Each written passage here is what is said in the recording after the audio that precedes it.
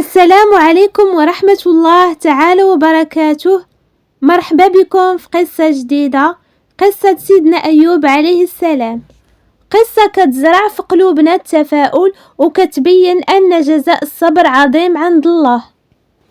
كان سيدنا أيوب عليه السلام منعم عليه الله بخيرات كتيرة والأموال والجاه والأراضي الواسعة، وكانوا عنده بزاف ديال الأبناء والزوجات والأقارب والمعارف. كانت علاقته بالأهل وعائلته الناس طيبة، كان كيصدق على الفقراء والمحتاجين وكيدير الخير مع الجميع وكيكرم الضيوف ديالو. ولكن بغى الله يختبر الصبر ديال سيدنا أيوب عليه السلام.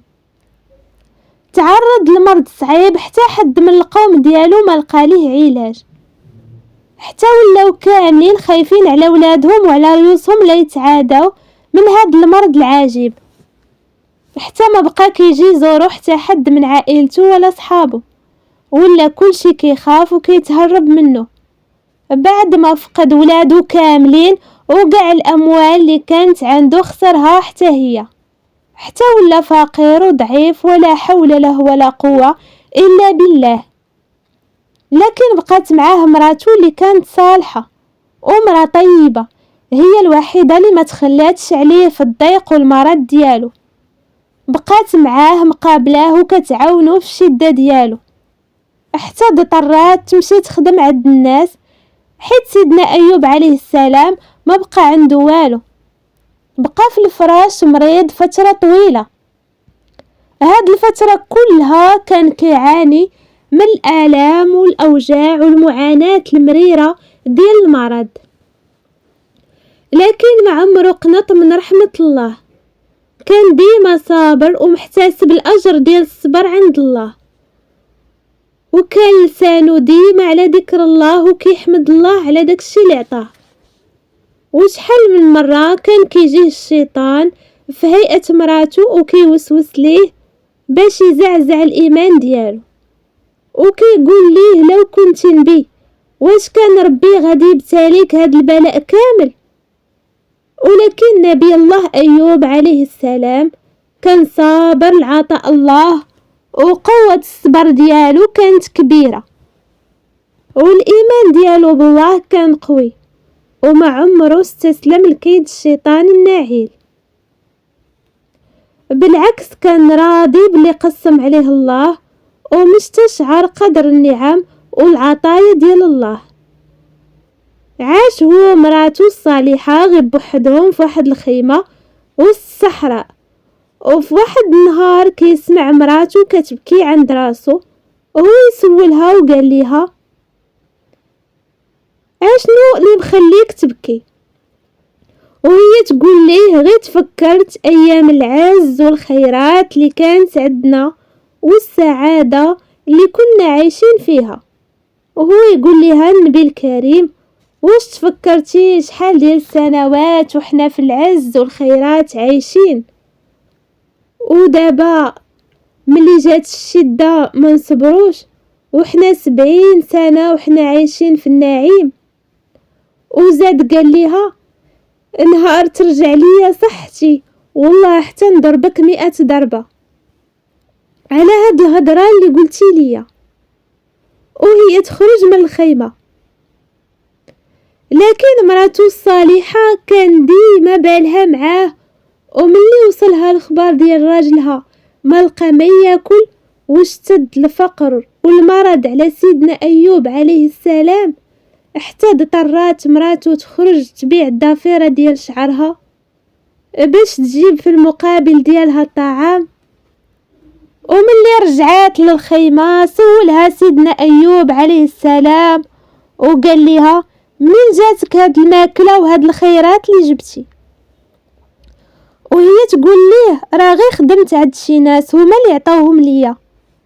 ورجعات مرة تانية باعت الضفيرة اللي بقات ليها بلا خبار سيدنا أيوب عليه السلام، وهاد المرة حلف عليها ما ياكل ولا يهدر معاها، حتى تقول ليه منين كتجيب الماكلة والفلوس. فهاد اللحظة تطرات تعري على شعرها اللي كان كله مقطع، وهنا سيدنا أيوب عليه السلام غير شاف هاد المنظر حس بالآلام وكرب شديد، وهو يلجأ لله بالدعاء بقلب صادق وصابر وعين باكية، ورفع يديه للسماء وطلب الرحمن مصداقا لقوله تعالى: وأيوب إذ نادى ربه أني مسني الضر وأنت أرحم الراحمين. هنا رحمة الله بدات كتنزل على سيدنا أيوب عليه السلام.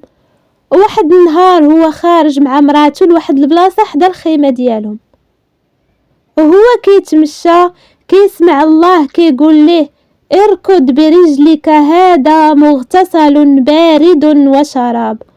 وبالفعل أيوب عليه السلام ضرب الأرض بالرجل ديالو وهو يخرج الماء من واحد العين، وهو يشرب منها واغتسل بها. مباشرة اختفى الألم وحس سيدنا أيوب بالراحة وترفع عليه البلاء والكرب اللي كان عنده. وهنا كان نهار ديال شفاء سيدنا أيوب عليه السلام، والشكل ديالو رجع حسن من اللي كان ورجع طبيعي، وقع الآلام والعناء اللي كان في الجسد ديالو مشى. وهو راجع للخيمة ديالو مع مراته كتشوف فيه وبدات كتحس براجلها كيتحسن، والعلامات ديال التعب والمرض اللي كانت واضحة في الملامح ديال وجهه بدات كتحيد، والبدن ديالو ما بقاش كيف كان. وقدر سيدنا أيوب عليه السلام يسترجع الصحة ديالو اللي فقدها، ورجع حسن من اللي كان بعد ما صبر عوض الله وعافاه من الأمراض اللي تعرض لها. وجات مراته ما عرفاتوش وقالت ليه: الشريف، واش ما بانش ليك نبي الله أيوب؟ هو يقول لها: أراه هو أنا، ربي عوضني كل اللي فات ليا. وهو يتفكر ملي كان مريض كان حلف على مراته يضربها 100 ضربة، وبالفعل مشى جمع شوية ديال العواد وضربها ضربات خفاف غير باش ما يتسماش حلف وحنت.